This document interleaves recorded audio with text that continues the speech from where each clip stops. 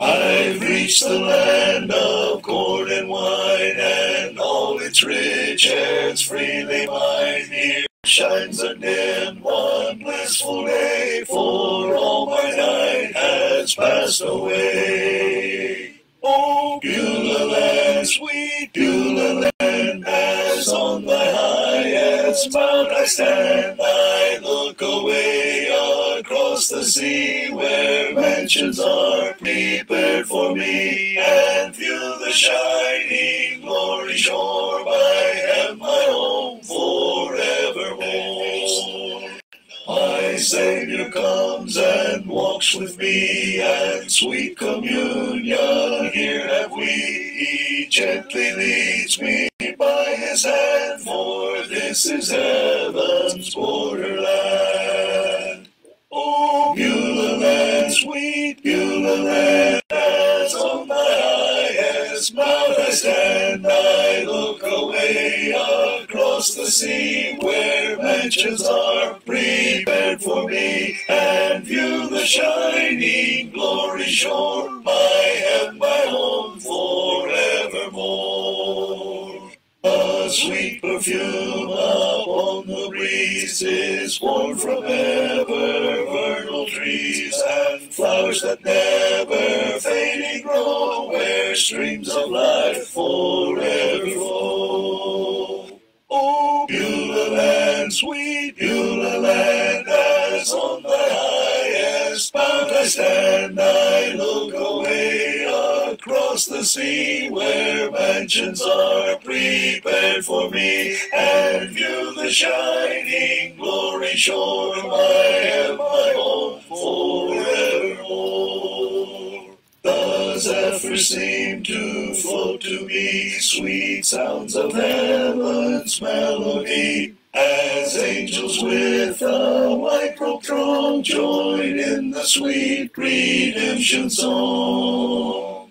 Oh, Beulah land, sweet Beulah land, as on thy highest mount I stand, I look away across the sea, where mansions are prepared for me, and view the shining glory shore. I am my home forevermore.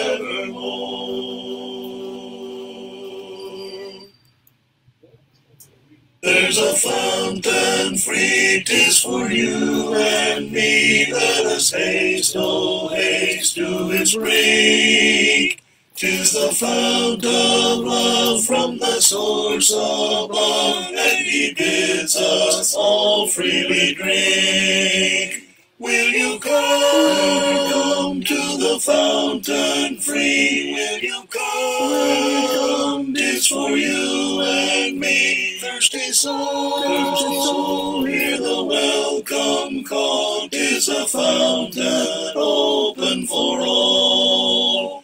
There's a living stream with a crystal gleam, from the throne of life now it flows. While the waters roll, let the weary soul hear the call that forth freely goes. Will you come to the fountain free? Will you come? 'Tis for you and me. Thirsty soul, hear the welcome call. 'Tis a fountain open for all. There's a living well, and its waters swell, and eternal life they can give. And we joyful sing, ever spring, oh spring, as we haste to drink and to live. Will you come to the fountain free? Will you come? 'Tis for you and me. Thirsty soul, hear the welcome call. 'Tis a fountain open for all. There's a rock that's cleft, and no soul is left that may not its pure water share. 'Tis for you and me, and this dream I see. Let us hasten joyfully there. Will you come to the fountain free? Will you come? 'Tis for you and me, thirsty soul, hear the welcome call. 'Tis a fountain open for all. When Jesus comes to reward his servants, whether it be noon or night, faithful to him will he find us watching, with our lamps all trim and bright. Oh, can we say we are ready, brother, ready for the soul's bright home? Say, will he find you and me still watching, waiting when the Lord shall come? If at the dawn of the early morning he shall call us one by one, when to the Lord we restore our talents, will he answer thee, well done? Oh, can we say we are ready, brother, ready for the soul's bright home? Say, will we find you and me still watching, waiting when the Lord shall come? Have we been true to the trust he left us? Do we seek to do our best? If in our hearts there is naught condemns us, we shall have a glorious rest. Oh, can we say we are ready, brother, ready for the soul's bright home? Say, will he find you and me still watching, waiting when the Lord shall come? Blessed are those whom the Lord finds watching, in his glory they shall share. If he shall come at the dawn or midnight, will he find us watching there? Oh, can we say we are ready, brother, ready for the soul's bright home? Say, will he find you and me still watching, waiting when the Lord shall come? Magandang gabi mga kapatid. So, Friday night, gabi po ng Biyernes. So, looban ng Panginoon po, nakakumpleto po tayo ng Monday, Wednesday, Friday sa ating pong pangangaral sa Facebook Live. Ito po isang magandang pagkakataon na may pangaral at may turo ang katotohanan ng Panginoon. Advantage, pwede po tayo makinig anytime. Ano po? Kung hindi po kayo makasabay sa live, meron ito po ina-upload sa YouTube ni Brother Richard Junicio. Dito po sa Angeles City South Side Church of Christ. Yun po ang pangalan ng aming YouTube account. Yun po, ina-upload po doon. Immediately, pagkatapos po ng live, ina-upload na po doon ni Brother Richard Junicio. So, pwede kayo pumunta roon. Kasi mayroon na pong bagong policy ang Facebook. 30 days lang po yung live na available sa Facebook, tapos dinidelete na po ng Facebook. Kaya kung hindi po niya ito ngayon ang live, pumunta po kayo sa YouTube account po namin. Maraming salamat po doon sa mga subagay na yan. So sa ating mga kaigsuonan, maayong gabi sa inyong tanan, mga kaigsuon. Sa ating pong mga kakapsat na imbag na gabi, kada kayo aming kakapsat. Sa ating mga kapatid, kaibigan sa may Pangasinan, masanto siya labi, at si kayo namin.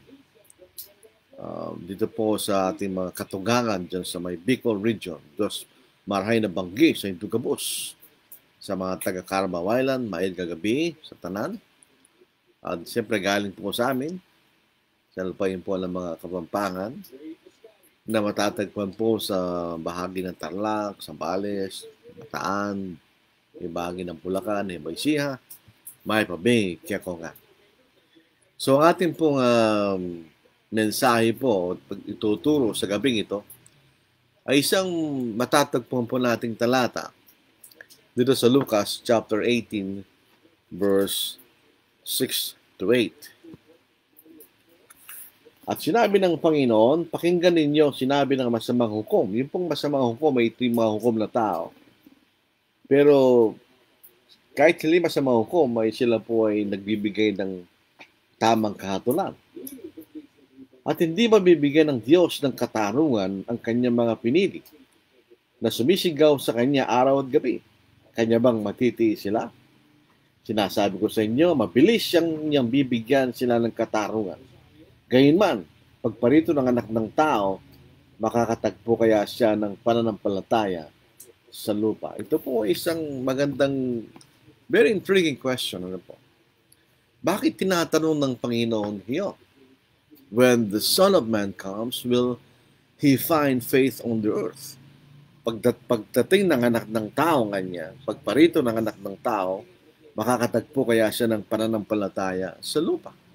Ito po isang tanong na nagbibigay ng tanong sa ating kaisipan.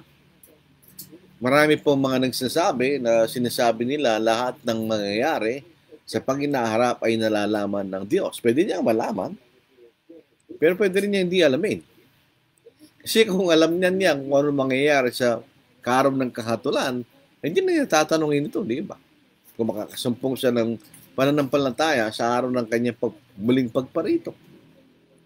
There's a possibility na pag dumating siya, walang tao na namumuhay ayon sa pananampalataya.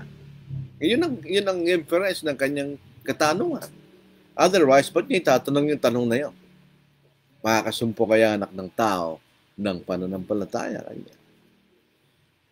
Ito po ay isang malalim na tanong at may mga malalim na kaisipan na pumapasok sa ating kaisipan.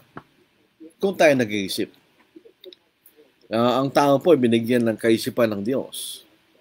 Pero unfortunately, hindi lahat ng pagkakataon ginagamit ng tao kanyang kaisipan. Otherwise, kung ginagamit natin ang ating kaisipan every time, hindi tayo magkakamali, di ba? Hindi tayo magkakasala. Yung tanong niya ng Panginoon, makakasumpong kaya siya ng pananampalataya sa lupa? Ito yung nagpapakilala sa atin na mayroong kakayahan ng tao nagawa ng kanyang sariling pagpipili. Dahil kung hindi, pwedeng persahin ng Diyos na ang tao ay sumampalataya.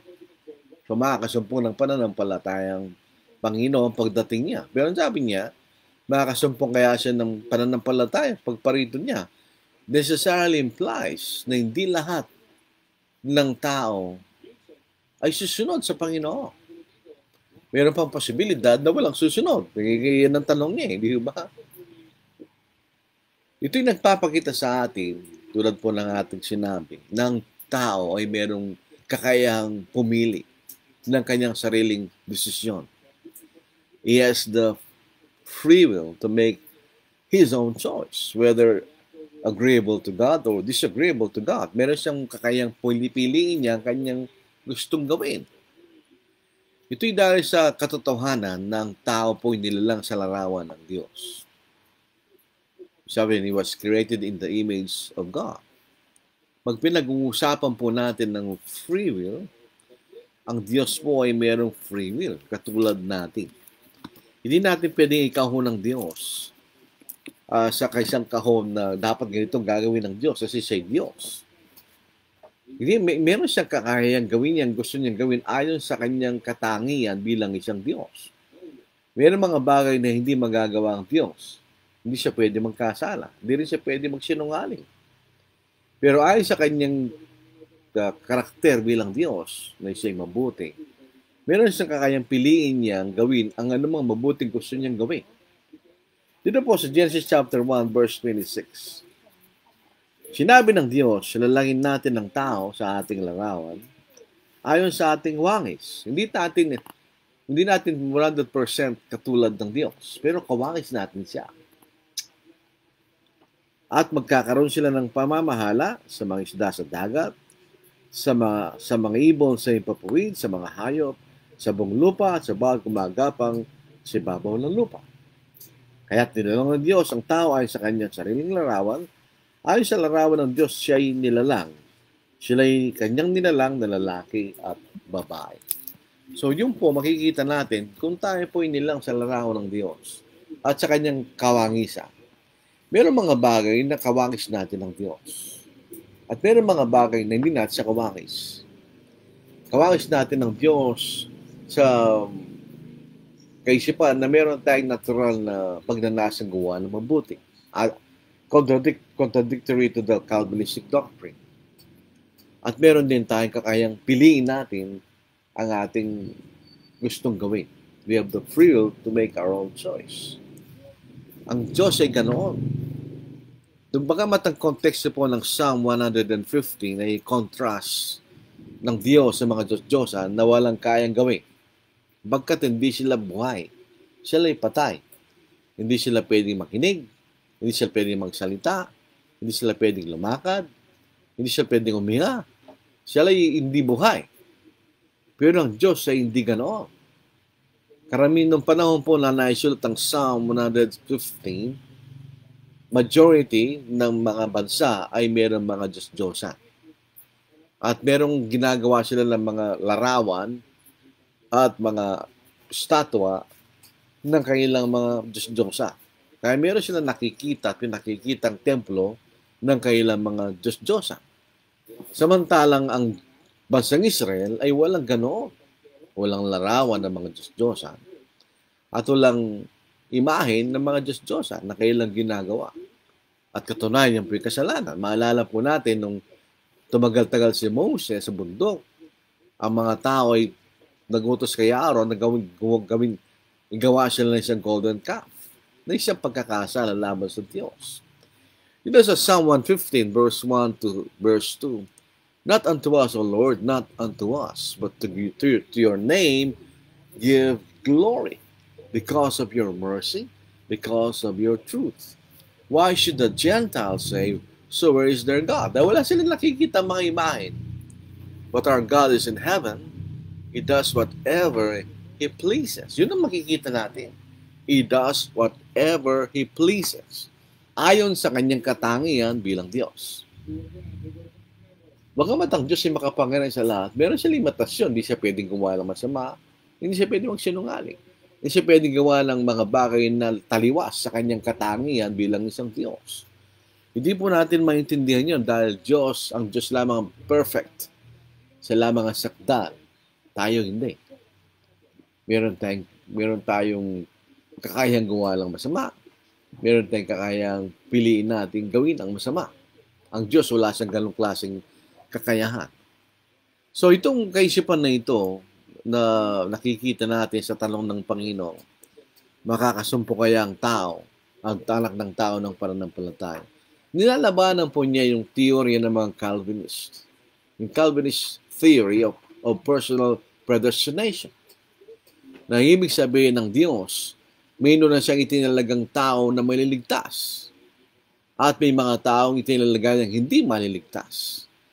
Kung totoo po itong aral na ito, siyempre, ang Panginoon po ay makakasumpong ng mga tao na may pananampalataya pag siya po ay bumalik. Dahil kakakibat po ng Calvinism ay yung pong teorya ng irresistible grace. Pag ang Espiritu Santo ay nanahan sa isang taong na itinalagang maliligtas ng Diyos, siya magkakaroon ng pananampalataya. Magkakaroon siya ng kakayahan na sumampalataya. So, kung totoo yung kung totoo po yung tanong ng Panginoon, kung makasumpong siya ng pananampalataya, ito yung nagpapatunay na yung Calvinism ay mali. May mali yun. Dahil may mga tao meron tayong kakayahang piliin natin ang gusto nating gawin. Doon po sa theory ng Calvinism, walang free will ang tao. Wala siyang kakayahang piliin niyang siya maliligtas at wala siyang kakayahang piliin niya na hindi siya maliligtas. Ang gumagawa nung bagay na yon ay ang Diyos, ayon sa teorya ni John Calvin. Kaya nga po hindi totoo yung aral na yon. Hindi po sa tanong ng Panginoon, nagpapatunay, hindi po totoo yung aral na yon. Dahil kung totoo po yung theory ng personal predestination, makakasumpong siya ng mga tao na may pananampalataya pagdating niya. Pero sabi ng Panginoon, makakasumpong kaya ang anak ng tao ng pananampalataya. Dito po isang bagay na maliwanag na pumapasok sa ating usapin na ang kaligtasan is a matter of choice. It is not a matter of predestination, personal predestination, na taliwas sa iyong kalooban, pero ito'y kaligtasan ay sa matter of choice. Pinipili mo kung gusto mong maligtas. At pinipili mo rin kung ayaw mong maligtas. Ang konsepto po ng pagkakaroon ng kautusan ay merong necessary inference na pagka tayo binigyan ng kautusan, ay meron tayong kakayahang gawa ng pagpipili or the ability to make a choice whether to obey or disobey. Otherwise, ang batas ay walang halaga kung wala tayong kakayang piliin natin kung tayo susunod o hindi susunod. Dahil kaakibat po ng batas, ng pagsuway sa batas ay kaparusahan. So bakit kaparusahan ng pamahalaan? Dahil pinili mong lumabag sa kanyang batas. Di ba?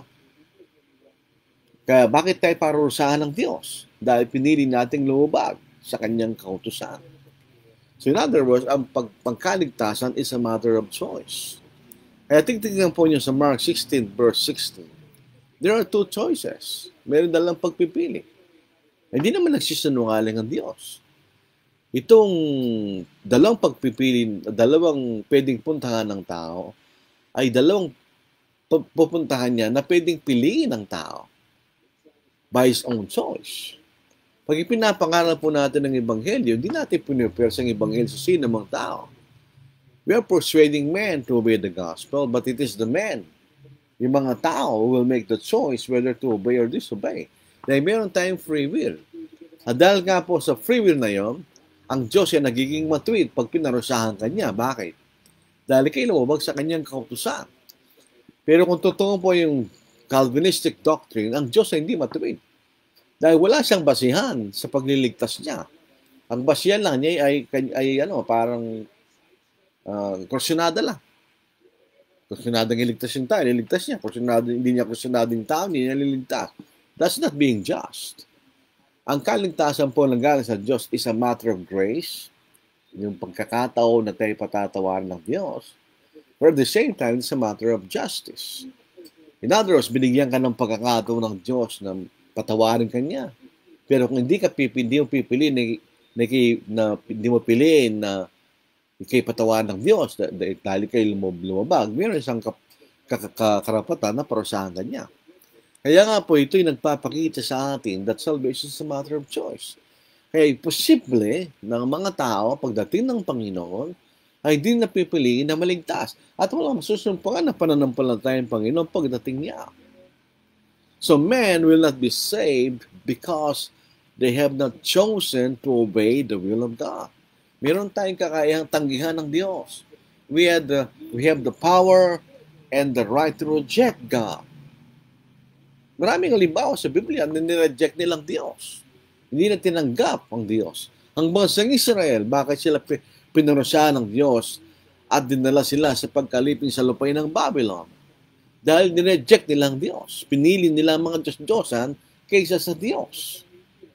At para sigisingin sila ng Diyos sa ganong klaseng pagkatulog, sila dinala sa lupain ng Babylon for 70 years. So, yun ang makikita natin, di ba? They chose the idols rather than God. Kaya pinarusahan sila ng Diyos. Dito sa maraming pagkakataon sa Bagong Tipan, halimbawa po sa Matthew chapter 23, verse 37 to verse 38. Bakit hindi naniwala ang mga Hudyo sa ating Panginoon? Because they were not willing. Ayaw nila. Not because they do not have the ability, but because they do not like it. Tingnan niyo, basahin natin. O Jerusalem, Jerusalem, the one who kills the prophets and stones those who are sent to her. How often, I wanted to gather your children together as a hen gathers her chicks under her wings, but you were not willing. Kanya. Ayaw nyo. Bakit hindi nagawa ng Panginoon na iligtas niya ang mga Hudyong ito? Ayaw nila. They were not willing. Yung salitang willing comes from the word will. Pinili nilang wag sumunod sa Panginoon. Kaya sila pinarusahan ng Diyos. Sinira niya ang Jerusalem. See, your house is left to you desolate. For I say to you, you shall see me no more, till you say, blessed is he who comes in the name of the Lord. Na may pangalan pang Ebanghelyo sa Acts chapter 2, wala na yung Panginoon. So, yung makyat na sa langit. So, dito makita nyo natin, maliwanag, hindi siya naligtas dahil ayaw nilang maligtas. Not because they do not have the ability to choose to be saved, but because they did not desire to be saved. Maliwanag po yun. Dito po sa 2 Thessalonians chapter 1, dito po sa verse 8. Ito po, makita natin.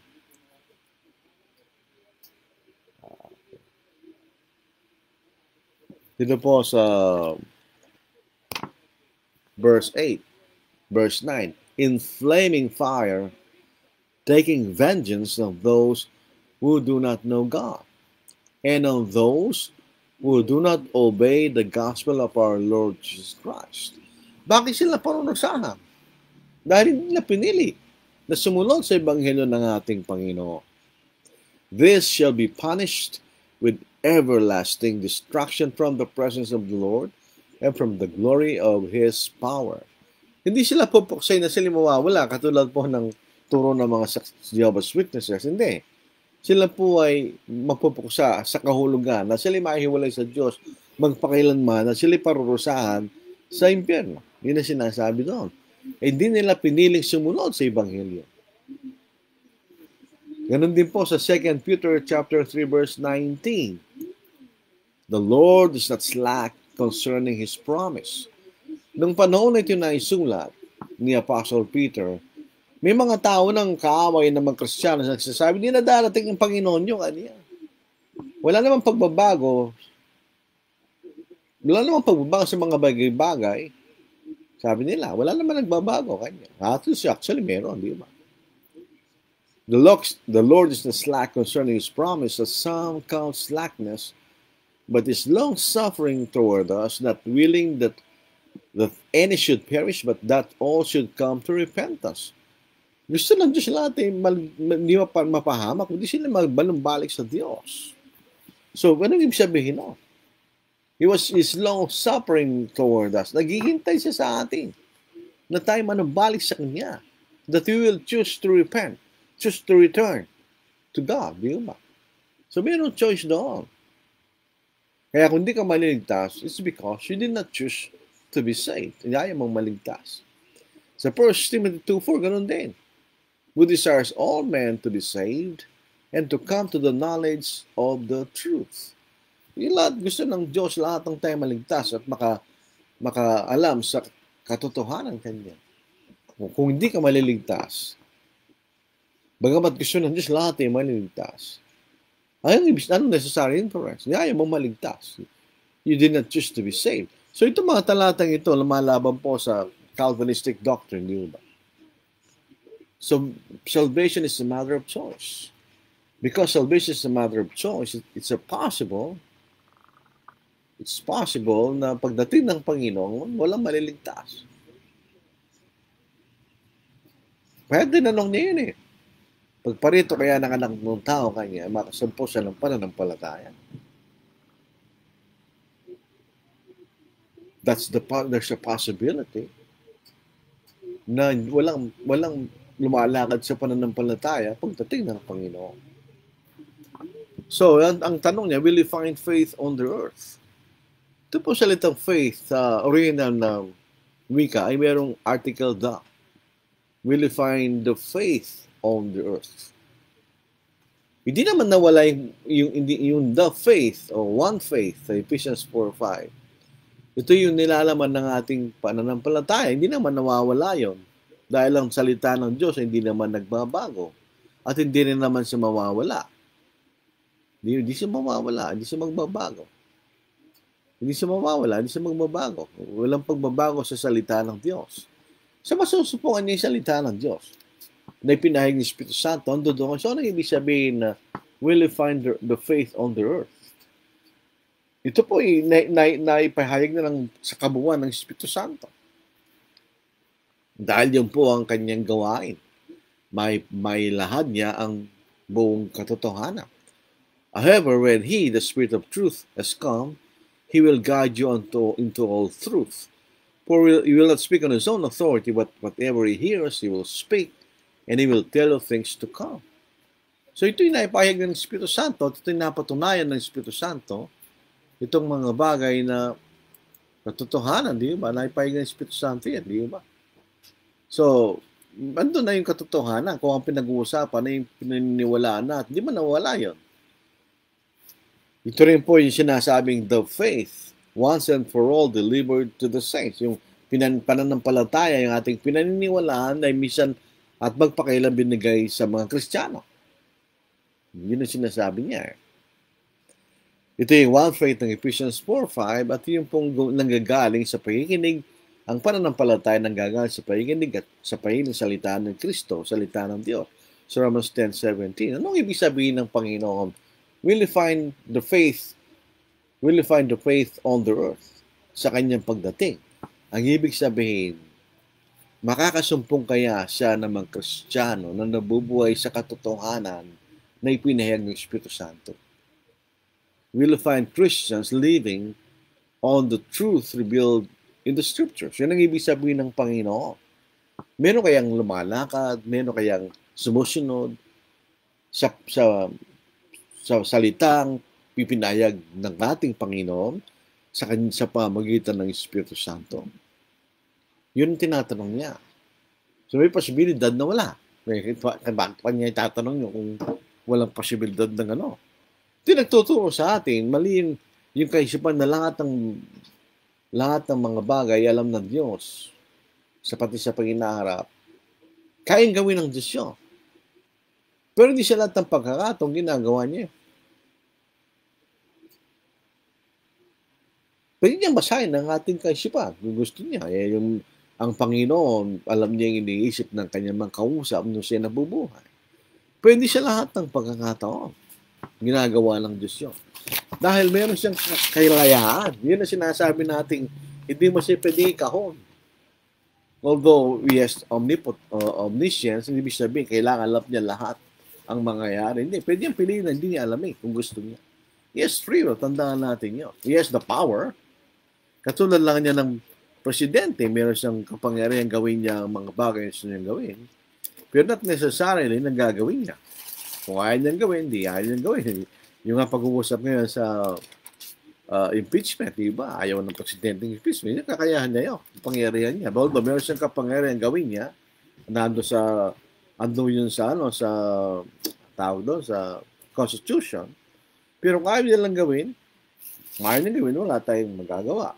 Yun ang karapatan naman niyang piliin kung anong gusto niyang gawin. Di ba, mga kapatid? Dito sa Jeremiah chapter 19 verse 5, sabi dito, they have also built the high places of Baal to burn their sons with fire for burnt offerings to Baal, which I did not command or speak, nor did it come to my mind. Yung ginawa ng mga Israel na yung kailang mga anak ay sinunog para iaalay kay Baal, hindi raw pumasok sa kanyang kaisipan. Ito po ay isang talata. Ito hindi lang minsan binanggit po sa Jeremiah chapter 7 verse 31. Ito yung makikita natin unang binanggit. So ito lang po isang magandang pag-aaral. Diba? Palawagin natin ang ating kaisipan.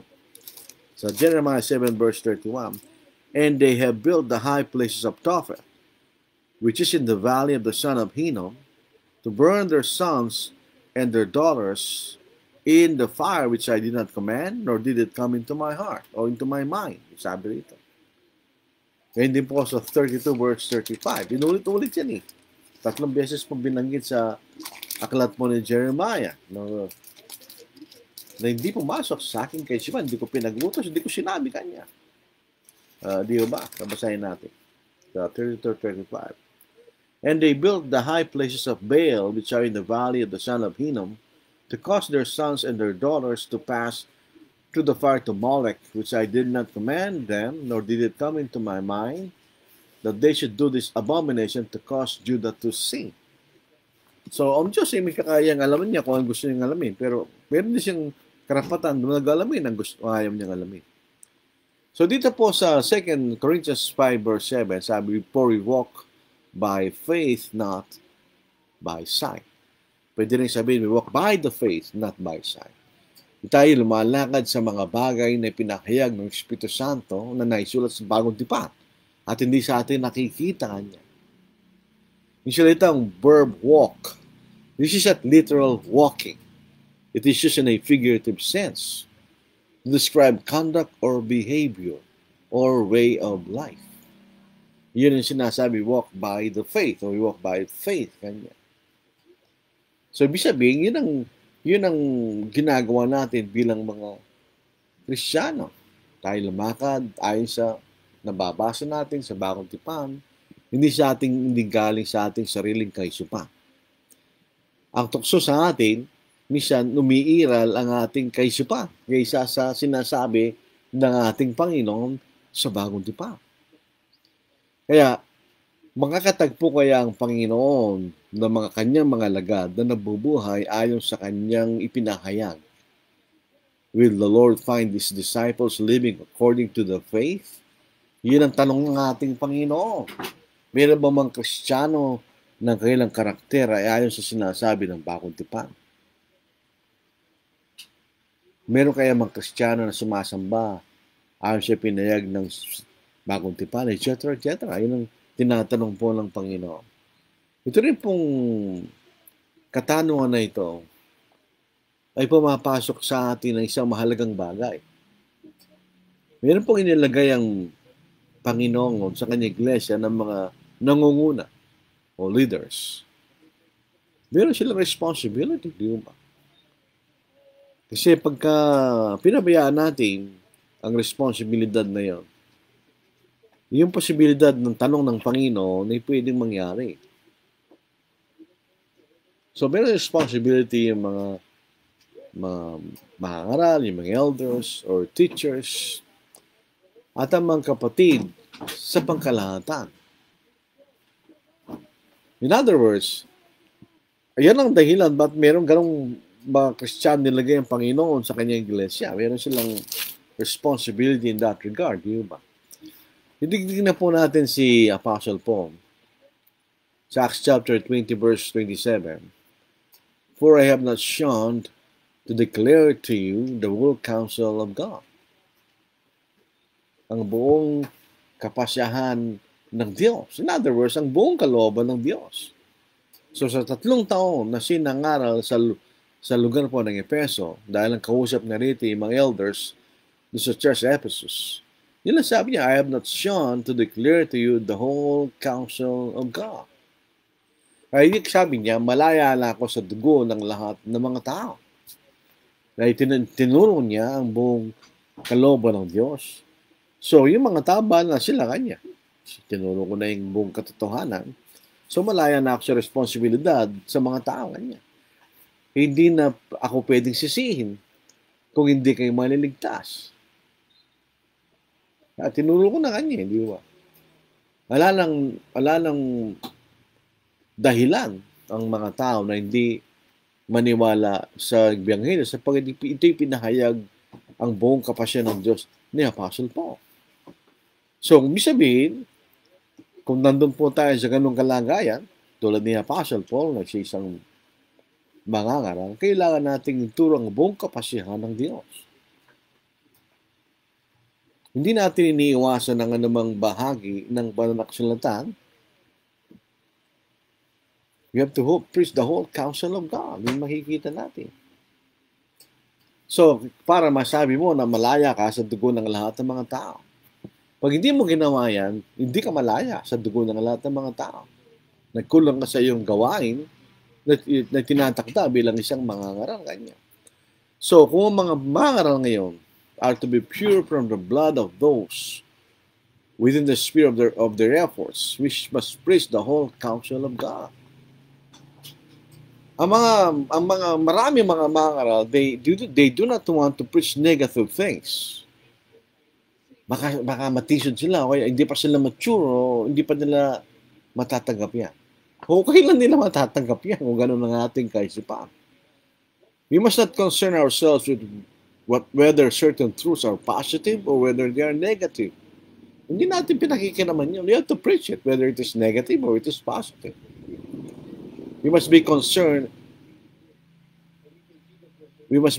only with whether those truths are a part of the counsel of God.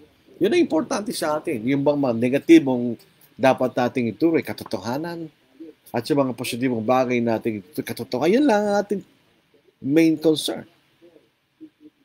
If we preach the whole counsel of God, we preach truths that are positive and truths that are negative. Hindi natin tayo pumili dyan. Truths that are uplifting, na nagpapalakas ng kalooban sa atin, and truths that burden the hearers with feelings of guilt. O yung mga pangangaral na yung nakikinig ay masasaktan. Yun ang gawain ng mga mangangaral. Hindi tayo pwedeng lumayo doon. Dahil kung hindi natin gagawin yan, the blood of our hearers will be on our hands. Masisisi ka, in other words. Masisisi ka kung may mga bagay na hindi mo itinuro sa kanila na dapat pang ituro. Kung meron tayong nakikitang dapat ituwid, kailangan natin silang ituwid. Otherwise, hindi sila maniligtas. Minsan ginagamit na salitang timing. There is no such timing in the scriptures. There is only one timing in the scriptures. Ano yung timing na yun sa scriptures? Today. Now. Ganyan. Yun lang, alam ng Diyos sa timing. Kasi pagka tiniming timing, paano namatay yung tao? Hindi natin naituro, dapat natin ituro sa Kanya. Di ba, nadali tayo doon? Hindi mo mga kapatid. There's no such thing as timing. Because sin is urgent. Pag namatay yung tao sa kasalanan niya, patay yung bata ka, di ba? Kung anong magiging makakatulong sa kaluluwa ng mga kapatid, kailangan natin ituro. Sa Acts chapter 20 verse 20, sabi ni Pablo, how I kept back nothing that was helpful, but proclaimed it to you and taught you publicly and from house to house. The reason why we are trying to learn from others, kaya tayo nagkikinig sa mga taong nagtuturo sa atin, is for us to be able to teach that to others also. Hindi nakikinig tayo, wala ka naman nalalaman. What's the point? Sasayang ka lang ng time? Sinasayang mo lang yung pera na nagtuturo. Kung hindi ka rin naman natututo, anong ginagawa mo doon? Tandong ka pa. Para kayong pumapasok sa eskwelahan, hindi ka naman natututo, huwag ka na mag-aral. It's useless, di ba? Kung ano po ang magiging makakatulong sa mga kapatid upang sila maligtas, kailangan natin gawin. Otherwise, hindi natin gagawin yan, magiging totoong sinabi ng Panginoon. Makakasumpong kaya ako ng pananampalataya sa aking pagparito kanya. The 2 Timothy chapter 2 verse 2. Sabi ni Paul, bangga verse 1, preach the word! Exclamation point. Be ready in season and out of season. Hindi sinasabi ni Pablo, mag-aral kayo pag tagaraw, mag-aral kayo pag taginit. Hindi na sinasabi ni Pablo doon. Ang sinasabi ni Pablo, be ready in season, pag kayo nakikinig ay sumasangayon sa iyo, mag-aral ka kanya.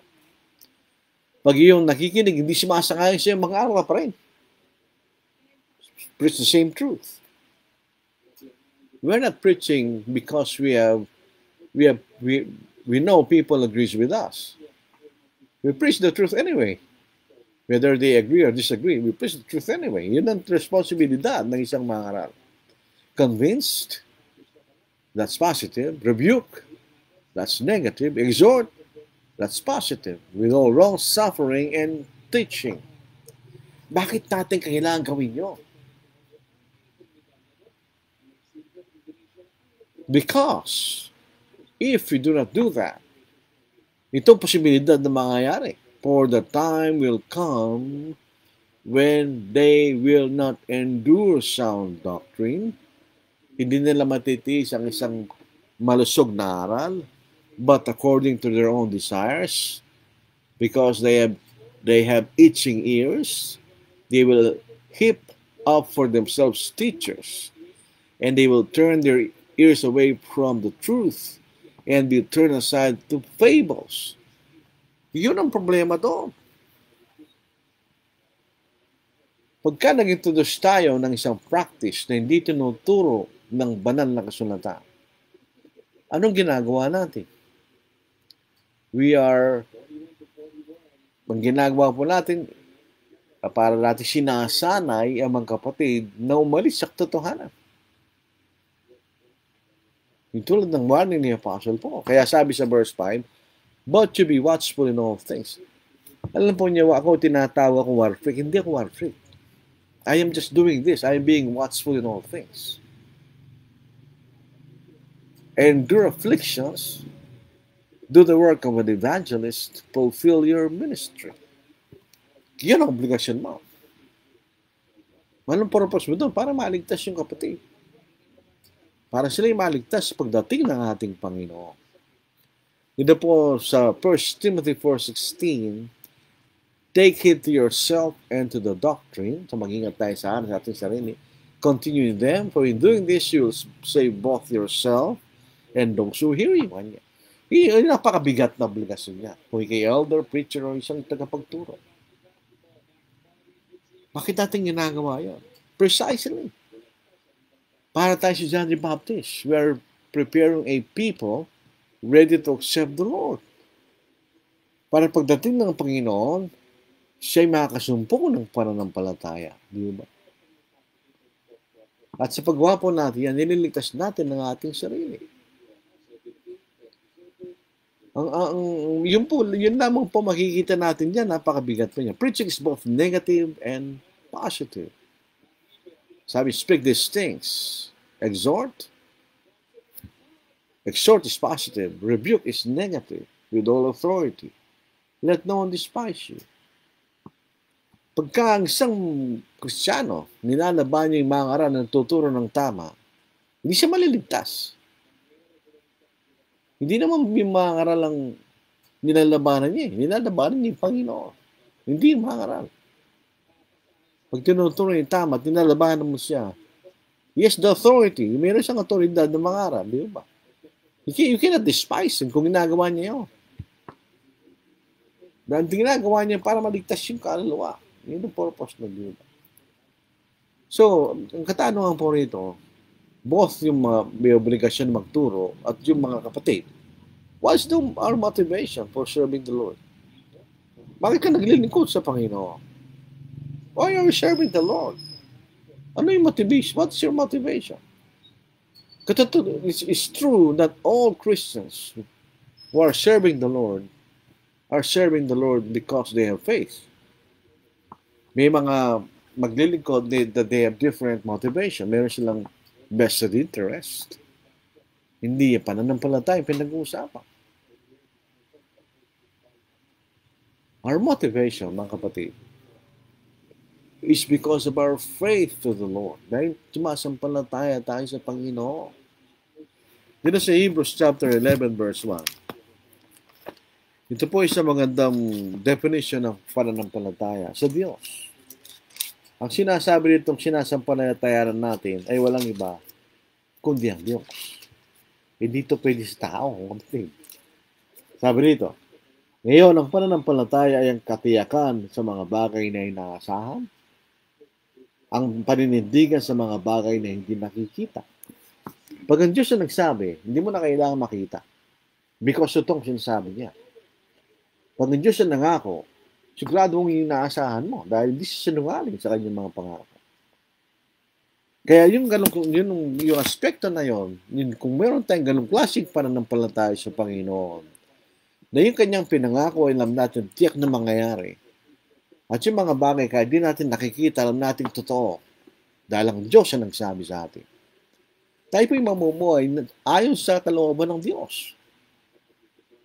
Siyempre, totoo yun eh. Totoo sinasabi niya, hindi naman siya nagsisinungaling. So kung namang pangako niya, totoo rin mangyayari yun kung tayo magpapatuloy sa paglilingkod sa Panginoon. Itong klaseng pananampalataya that enabled the apostles to preach the truth in spite of the danger. Itong pananampalataya ito, nagbigay ng lakas ng loob sa mangaral, sa mga apostol, mangaral, kahit na nasa panganib buhay nila. Sabi sa Acts 5 verse 27 to verse 29, "And when they had brought them, they set them before the council, and the high priest asked them, saying, Did we not strictly command you not to teach in this name? And look, you have filled Jerusalem with your doctrine, and intend to bring this man's blood on us." But Peter and the other apostles answered and said, "We ought to obey God rather than men." Bakit? Ang Diyos ay nagsasabi ng totoo. Ang mga pangako ng Diyos ay totoo. Itong mga tao ito, hindi. The same faith enabled those persecuted in the death of Stephen to preach the word. Yun po nagsipangalat sa araw po ng pag-uusig. Malaking pag-uusig na nangyari sa iglesia sa Jerusalem dahil sa pagkamatay ni Stephen, ay nangaral sila, hindi sila natakot. Because of that faith. Dito po, sa Acts chapter 8 verse 4, "Therefore those who were scattered went everywhere preaching the word." At saan sila nakarating? Sa Acts 11 verse 19, "Now those who were scattered after the persecution that arose over Stephen traveled as far as Phoenicia, Cyprus, and Antioch, preaching the word to no one but to the Jews only." So, nanggawa nila yun. Bakit? Because their motivation is they have faith in the Lord. Ito rin pong klaseng pananampalataya, the same kind of faith, enabled the brethren in the days of the Roman persecution to remain faithful in spite of the threat of death, and even suffered death as a result. Dito natin makikita yung larawan na yung mga Kristiyano ay pinapakain sa mga leon. Bakit nila nagawa yun? Hindi ba sila natatakot? Of course. Pero ba't nagawa nila yun? Because their motivation is their faith to the Lord. So Revelation 20 verse 4, "And I saw thrones, and they sat on them, and judgment was committed to them. Then I saw the souls of those who had been beheaded for their witness to Jesus and for the word of God, who had not worshipped the beast or his image, and had not received his mark on their foreheads or on their hands. And they lived and reigned with Christ for 1,000 years." In other words, sila nagtagumpay na kasama ng Panginoon. What enabled them to do that? Their faith. Yun ang motivation nila. Our love for God. 1 John 5:3. "This is the love of God, that we keep His commandments, and His commandments are not burdensome." Yun lang ang motivation natin, mga kapatid, wala nang iba. And of course, for us to be saved. It's our faith in the Lord, it's our love of God, and our desire to be saved. Yun lang. It is not fame na tayo sumikat, influence, power, and wealth. Hindi yan. Tandaan po natin ito. What is essential is invisible to the eyes. Ano mang bagay na mahalaga, hindi mo makikita yan. Physically, hindi mo siya makikita. Fame can be seen. Influence can be seen. Power can be seen. Wealth can be seen. In other, hindi mahalaga yung mga yan. Kung yan ang motivation mo sa paglilingkod sa Diyos, bye-bye. Pupunta ka sa impyerno. Sorry, pupunta kayo sa impyerno. Bakit? Baliktad si Apostle Pablo, di ba? Paul lost all when he obeyed Jesus. Nawala lahat sa kanya nung siya'y sumunod kay Kristo. Siya po isang pariseo sa mataas ang kalagayan niya sa lupain ng mga Hudyo. Sa silipunan ng mga Hudyo. At marahil siya isang mayaman na tao. At siya masigasig sa kautusan ni Moises. Kaya nga, pinapatay niya at pinag-usig niya yung Kristiyano. Nung siya naging Kristiyano, nung nangyari kay Apostle Paul. Tumanyag ba ang kanyang katanyagan? Hindi. Is influence over, hindi rin. Ang kanyang kapangyarihan, wala. Ang kanyang kayaman, wala rin. Dito sa Philippians 3:7 to verse 11, basahin po natin. But what things were gained to me, this I have counted loss for Christ. Yet indeed I also count all things loss for the excellence of the knowledge of Christ Jesus my Lord, for whom I have suffered the loss of all things, and count them as rubbish. Alam po natin na ang nagsalin ng King James ay mga British. Ang mga Amerikano ginagamit nila garbage or waste. Ang mga British rubbish. That I may gain Christ and be found in Him, not having my own righteousness which is from the law, but that which is through the faith in Jesus Christ, the righteousness which is from God by faith, that I may know Him and the power of His resurrection and the fellowship of His sufferings, siya nakikigsama sa kanyang paghihirap, being conformed to His death, if by any means I may attain to the resurrection from the dead.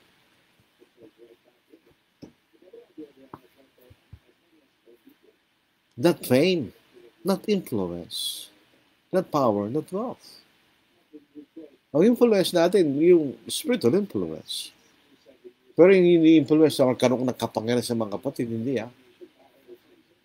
I do not desire power over brethren. Gusto lang natin sila maligtas, that's all. Kaya tayo naglilingkod sa Panginoon. Pag ganun ang ginawa natin, nakita ng mga kapatid, maging ganun din sila. Their motivation will be fame, influence, power, and wealth.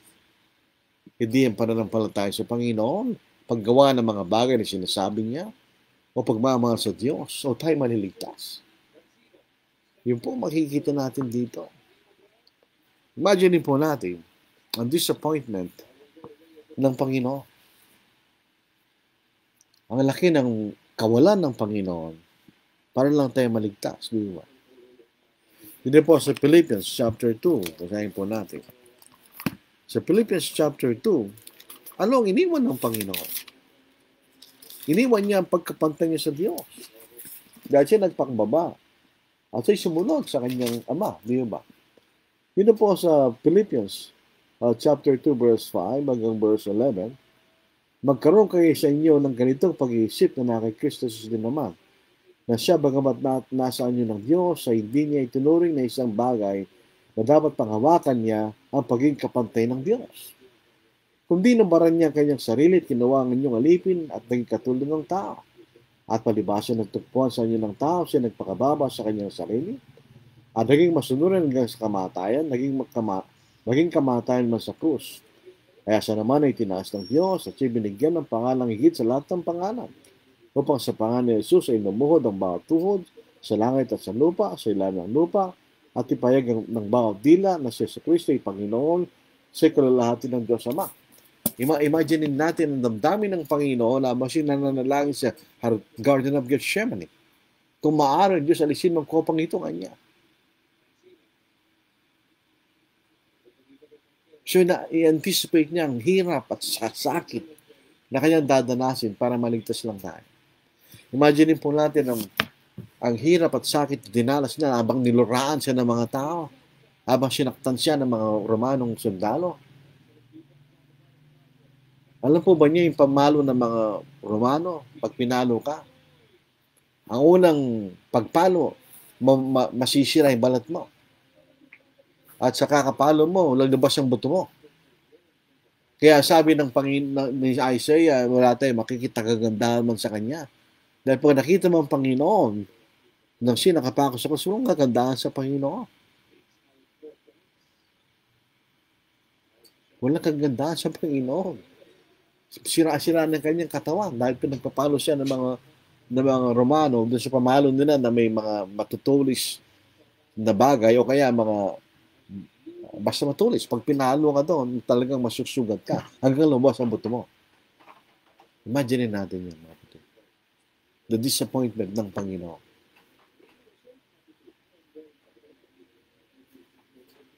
Kaya nga po yung makikita natin, tayo magsusumikap tayo. We do our best to serve the Lord. The motivation po natin, dahil meron tayong pananampalataya sa Panginoon, naniniwala tayo, nagtiwala tayo sa Panginoon, dahil meron tayong pagmamahal sa Panginoon. At gusto natin maligtas. That's all. Yun lang, bakit tayo naglilingkod sa Panginoon. Dito po sa 2 Corinthians chapter 13. Ito po ay introspective. Ano po? Pagtingin sa ating sarili. Sa kaloblooban ng ating sarili. 2 Corinthians 13 verse 1. Share sa atin ninyo ang inyong mga sarili. Kung kayo nasa pananampalataya. Subukin ninyo ang inyong mga sarili. Hindi ba ninyo nalalaman sa Kristo nasa inyo? Malibang kayo nabigo sa pagsubok. Ako po nangaral. Wala man akong alam tungkol sa mga bagay-bagay. Gusto ko lang mangaral.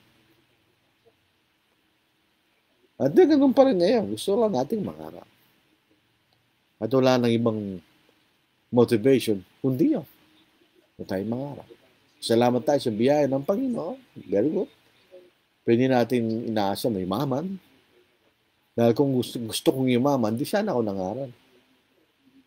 Nagtapos po ako sa isa sa pinakamataas na universidad sa buong Pilipinas. At ang oportunidad ng pangyaman ay malaki. Pero hindi ko ginawa dahil mas gusto kong mangaral at pagligtas naman kaluluwa. Dapat ganun ang motivation natin. Ito po ang ating pagkangaral po at pagtuturo.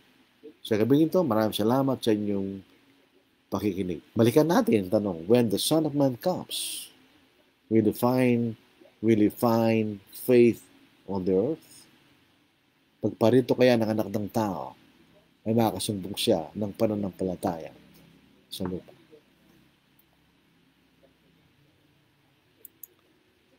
Okay po.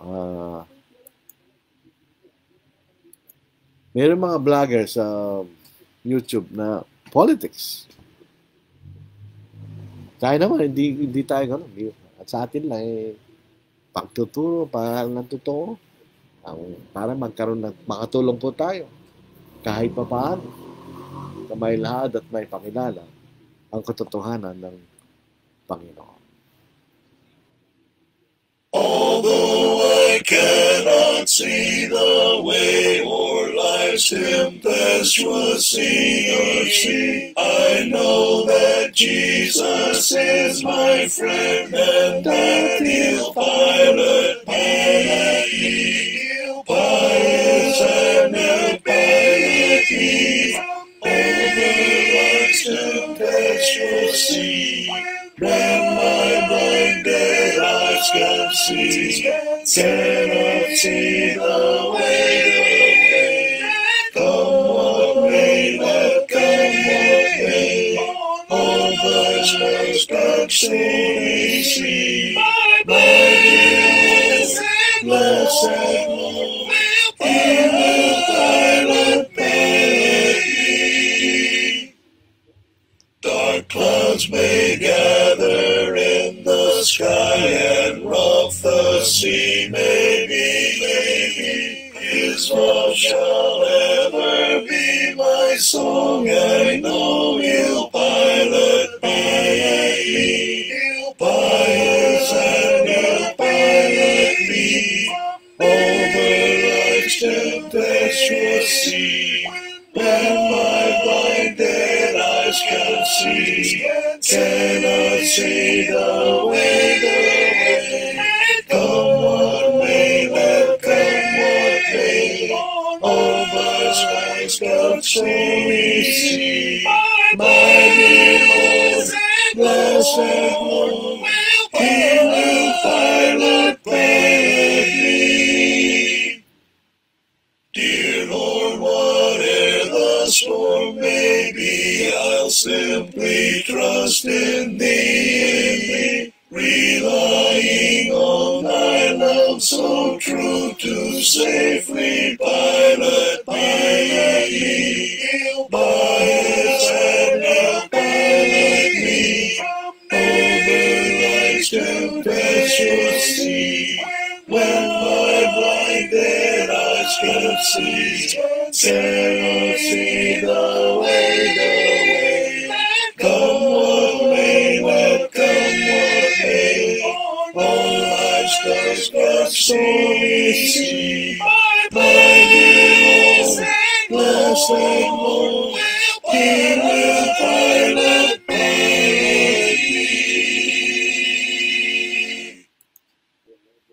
Careless soul, why will you linger, wandering from the fold of God? Hear you not the invitation? Oh, prepare to meet thy God. Careless soul, oh, heed the warning, for your life will soon be gone. Oh, yes, your life will soon be gone. Oh, how sad to face the judgment, oh, how sad to face the judgment, unprepared to meet thy God, Why so thoughtless are you standing, while the fleeting years go by, and your life is spent in folly? Oh, prepare to meet thy God. Careless soul, oh, heed the warning, for your life will soon be gone. Oh, yes, your life will soon be gone. Oh, how sad to face the judgment, oh, how sad to face the judgment, unprepared to meet thy God. Hear you not the earnest pleadings of your friends to wish thee well? And perhaps before tomorrow you'll be called to meet thy God. Careless soul, oh, heed the warning, for your life will soon be gone. Oh, yes, your life will soon be gone. Oh, how sad to face the judgment, oh, how sad to face the judgment, unprepared to meet thy God. If you spurn the invitation till the Spirit shall depart, then you'll see your sad condition, unprepared to meet thy God. Careless soul, oh, heed the warning, for your life will soon be gone. Oh, yes, your life will soon be gone. Oh, how sad to face the judgment, oh, how sad to face the judgment, unprepared to meet thy God.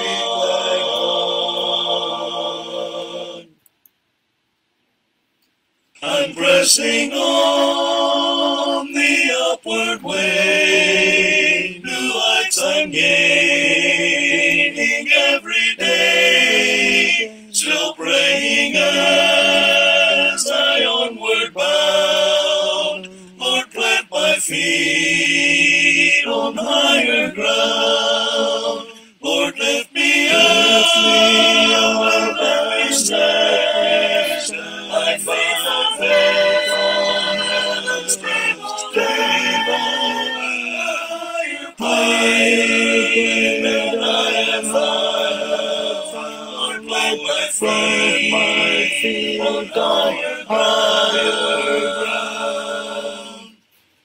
My heart has known its time to stay, where mountains arouse and fear dismay. Though some may climb, wings of mason, my prayer, my aim is higher ground. Lord, lift me up and let me stand. My faith on heaven's stable, higher than I am high. Lord, plant my feet on higher ground. Want to scale the most high and catch a gleam of glory bright, but still I'll pray till heaven find. Lord, lead me on to higher ground. Lord, lift me up, let me stand. My faithful friend, still stand. A higher plane than I have found. Lord, put my feet on higher ground.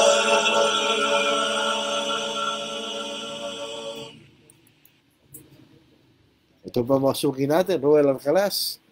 Naibag arabi, kada kayo amin. Wala pala, naibag arabi, kakapsat nga awan labas na. Ano yung awan labas na. Ibanya Sani, good evening, brethren. Mariat Feliciano, good evening po, Brad. Jim Bautista, good evening. Marisa Rieta Manzanilla, magandang gabi sa ating lahat, mga kapatid. Earl Gabriel, good evening. Lilio Domingo, good evening, brethren. Good PM po from Malico, Nueva Vizcaya. Ingat po kayo dyan, Brad. Oljan Ocampo, good evening po. Vilmar J. Mark, magandang gabi po. Ela, hi. Lertito Reliza, naibag karabi, kada kayo amin, kakamsat. Liaka Colis, mapagpalang gabi po, Brother Lordy, sa lahat na nakasubaybay. God bless us all. Andrew Romero, good evening and good night, mga kapatid. Good evening and good night. Maraming salamat po sa inyong mga pagbati. So, tatapos po natin ang linggong ito sa ating Facebook Live. Patuloy po tayo. At may lakas po tayo sa ating mga... Iba-iba po ang emphasis ng mga pag-aaral. May mga gusto po niyo mag-asa pangalang Korinto. Andiyan po si Craig Thomas. Every Friday, wala po kanina, dalawang Friday na absent. 9 a.m. Meron naman po sa Del Family. Maganda rin po yun. Marami akong tutunan doon. At iba-iba pong paraan ng mga pag-aaral online. Nakatulong po yan sa ating pag-aaral. Ang mystery ng Biblia. Nag-aaral po tayo, meron tayong tututunan, pero pag napakinggan mo ang ibang pero kung pa rin matututunan, yung kayamanan po ay ng salita ng Diyos ay parang walang katapusan. So ito'y walang katapusang pag-aaral. Mabilis po lang panahon. Bukas Sabado, tapos Linggo na naman, tapos babalik naman tayo Lunes. Napakabilis lang, ano po. Tapos matatapos na yung taon. Sa aming mga senior, yung pagtatapos ng taon ay pagbawas sa mga natitirang taon. Hindi katulad sa mga kabataan na marami pong taon na natitira. Sa mga senior, majority naubos na. Ano po, kaunti na lang ang natitira. Minsan, pagka ka ng lisensya mo, 10 years ka mo, hindi wala, paabot ka pa ng 10 years, so magre-renew ka after 10, hindi mo na alam yun. Bakit? Wala tayong alam. Marami natin nakikita na aksidente, namamatay. Kabataan, namamatay. Kaya nga po maganda yung tayo nakanta. So tayo po yung manalangin, namang banal. Salamat po sa oras na ito na binigay niyo sa amin. Sa aming pagsusumikap na may turuan yung katotohanan, nga naman po hindi naman po kami sakdal sa aming karunungan. Pero kami nagpapatnubay sa pamamagitan ng inyong mga salita. Bigyan po niyo kami ng pagnanasa na lalo pang lumalim at luminaw ang aming pagkaunawa sa aming pananampalataya. Naway ang aming motibasyon, O Diyos, sa mga bagay na yung paglilingkod ay dulad po na aming pananampalataya at pagmamahal sa inyo at ang pagnanasa namin maligtas at makatakas sa kaparusahan ng walang gangapoy sa impyerno. Dinadalayan natin lahat ng mga kapatid na nagsusumikap, na patuloy, at dinadalayan natin mga kapatid na sa gitna ng pag-uusig. Sana sila manatiling matatag. Tuwalis po kami sa iyong pagkakasala. At ang mga bagay tayo hinihingi sa dakilang pansin ko sila ng Panginoon. Amen. So, ingat tayo, kapatid. Kita tayo nung Monday evening, Lord willing. God bless.